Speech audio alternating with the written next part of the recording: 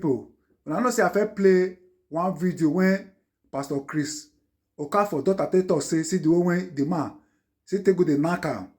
Make I come lis ten to the full video wetin that girl talk. My people, many of all these our pastor, their way not pure. Oh. Make una lis ten to this voice record. My name is Precious Chidera Okafor. The daughter of Prophet Dr. Chris Okafor. I used to live with him years ago and I left around 2020. Yes, I left around 2020 because things were about to get out of hand. While I was living in the house, amongst all my siblings, I'm the only one from my mother, while the four of them are from a different mom. While I was living in the house, I used to get treated unfairly, like it was very, very visible, and even the workers in the house could see it. And one evening, he called me to his room that he wanted to speak to me. And after I went in, he was, standing behind the door, and then he locked the door and he said I should sit down. And I sat on his bed and he started speaking to me. He started telling me that he knows that I always feel bad because of how he treats me differently from my siblings. But he's only doing that because he loves me. And he wishes that fathers could marry their daughters, that he would have gotten married to me. And that was when he started to touch me all over my body. And in that moment, I was sitting very still and frozen because I could not really understand what was going on. And that was how we continued. On different occasions, he would call me. Like another time, he called me and then he locked the door again. And then he started trying to kiss me all over on my lips and all over my body. And it felt like I was quiet for a long time because for me, as at that time, I was somebody that was so desperately seeking the validation of my father. I was alone in the house. I didn't have any siblings of my own. So the fact that he was, talking to me, at least like for me, all I was thinking about at that time was, okay, if this is going to at least make my dad talk to me, if this is going to make him treat me equally and fairly, then okay. And there was a day I had a terrible dream.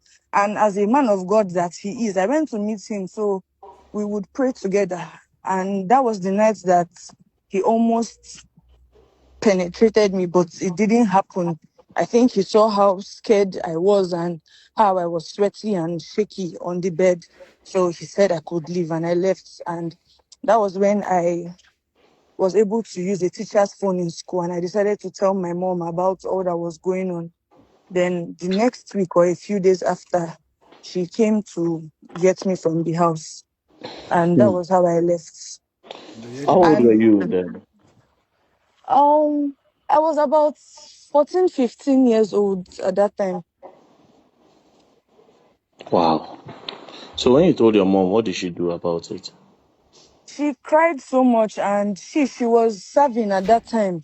She was I think she was in the northern state, so she had to come back, like she had to calm down.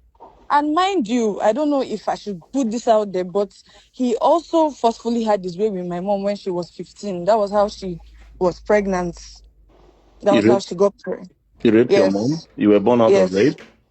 Yes, out of wedlock, yes. Wow. When she was just 15. She used to attend this church and she was in the choir. So that was how he knew her and that was how he raped her.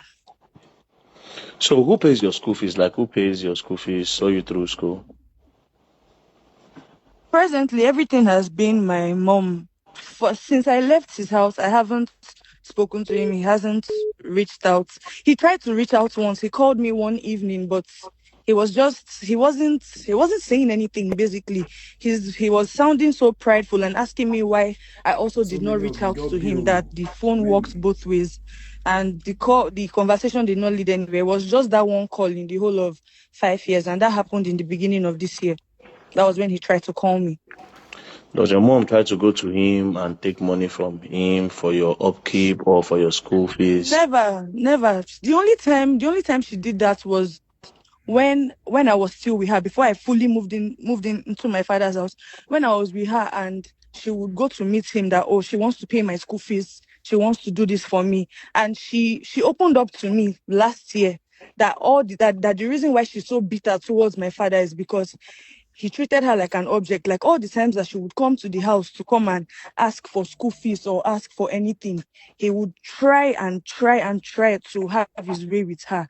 Other times, I don't know. I don't want to say what I'm not sure of. I don't know if she agrees because she never said that, but she told me every single time she would go to try and get my school fees, he's always, always, always trying to have his way with her, and he's always forceful about it.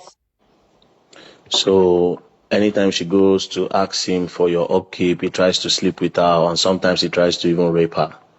Yes. Okay. Wow. And while living in the house, countless times, even as a child, I did not really understand it. But growing up, I saw how that rejection made me feel. There are countless times he would take I and my sister Marachi to go and run DNA tests. And even if he runs the test and he sees that we are his children, he still tells people and just like says it that we are not his children for some reason. And I don't really know what his reason is. Tells everybody that, I'm not his child. Wow. How old are you now? I'm 20.